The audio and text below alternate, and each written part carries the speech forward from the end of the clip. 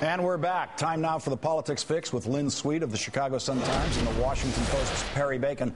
Levi Johnston, the father of Bristol Palin's baby, has his own theory about why Governor Sarah Palin will step down in 16 days. In an interview with the Associated Press, Levi said that Governor Palin, quote, had talked about how nice it would be to take some of this money people had been offering us and, just run with it. Say, forget everything else. I think the big deal was the book. That was millions of dollars. A Palin family spokeswoman shot back with a little wise guy quip as usual. It is interesting to learn Levi is working on a piece of fiction while honing his acting skills. Lynn Sweet, this soap opera continues. What do you make of Levi's latest entry? It's as good an explanation as anyone's come up with, isn't it?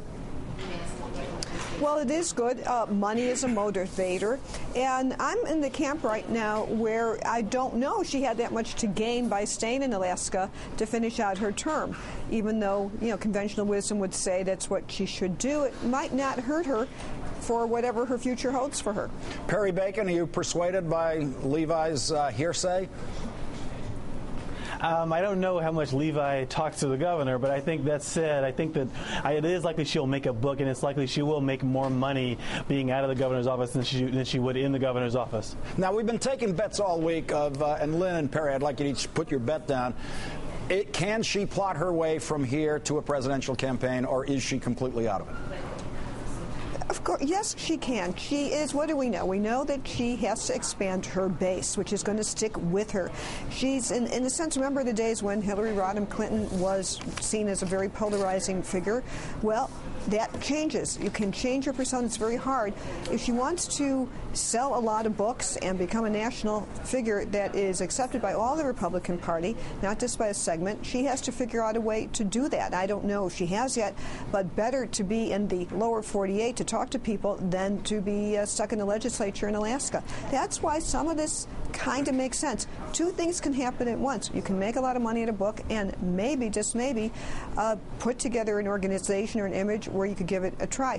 Running for president, there's a lot of resistance within the Republican Party to Palin, and that frequently gets overlooked in this coverage. Let's consider what Peggy Noonan had to say about Sarah Palin today.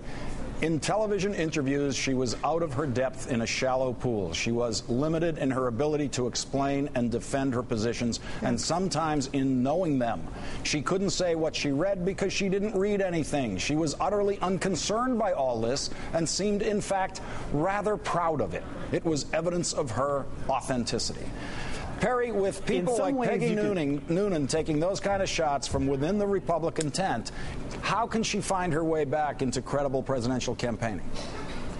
I think what changed over the last week is not, in some ways not that much. Before, a lot of Republicans like Peggy Noonan, who live in Washington, live in New York, and didn't really think Sarah Palin was very qualified in the first place. So in some senses, people who already did not like her very much are reinforcing that.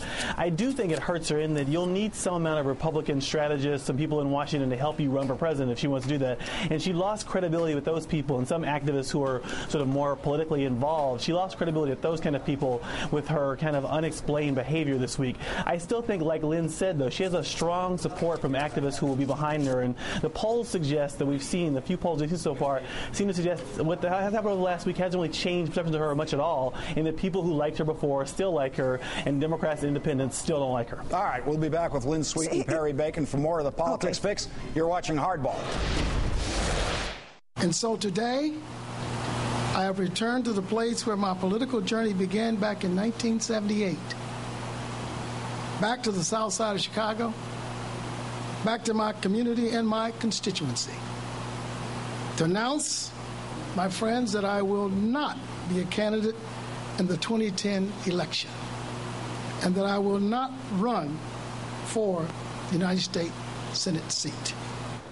That was Senator Roland Burris announcing today that he won't run for election to the seat he was appointed to by Rod Blagojevich. We're back with Lynn Sweet of the Chicago Sun-Times and the Washington Post's Perry Bacon for more of the Politics Fix. Lynn Sweet, what's going on in Chicago? Did he just do the math and figure, hey, I can't win this seat, there's no sense trying? He'd raised no money. He had more money in his pocket than he did in his campaign account, didn't he? Well, he did try. He went to party leaders in May. He tried to do some fundraising. The numbers weren't there. He told me in May that it doesn't matter what I want to do. If I don't have any money, I can't run. And it took him a while to realize that this was it, because he did want to try and get elected to the seat he was appointed to. The politics in Illinois were stacked against him. No one, national or local, of any Democratic stature would have backed him. Perry Bacon, he seemed to love the job. He seemed to be thrilled getting that appointment. It looked like the place he wanted to spend, the better part of the next decade at least. Looks like he's got no fight left in him, huh? Yes, I saw him earlier this week and talked to him a bit. He made the same point Lynn made, which is that he really wanted to be in this job. He enjoyed it. He always had a smile on his face while he was in the Senate. But for Democrats, I think this is good news for them, because they wanted to avoid having him in a primary, because they didn't think he was a very viable candidate to win. So I think they're happy about that. And two, you've seen President Obama's trying to recruit other candidates to run for this race personally at times. So it avoids having a divisive primary where the president himself is trying to, defeat the only black senator out there. So I think that is good news for Democrats who've been trying to dissuade him from running for quite a while. Lynn Sweet, you're our Chicago expert. Handicap the race for us now. Who's the front runner on the Democratic side, the Republican side? Well, the front runner on the Republican side is Mark Kirk, who is not locked in a run. The reports day in, out. I think as of now he's in. There's a few roadblocks that I think will be cleared up. Three main people on the Democratic side, and this is interesting that you just ran all the Ted Kennedy stuff, because one of his nephews, who lives in the Chicago area, Chris Kennedy, has been organizing the campaign. And then you have the state treasurer, Alexi Giannoulis, $1.8 million already in the war chest, and Cheryl Jackson, who's the chief of the Chicago Urban League. I would say that Giannoulis and Kennedy. All right, we're going to have to leave it there, Lynn. Thank you, Lynn Sweet and Perry Bacon.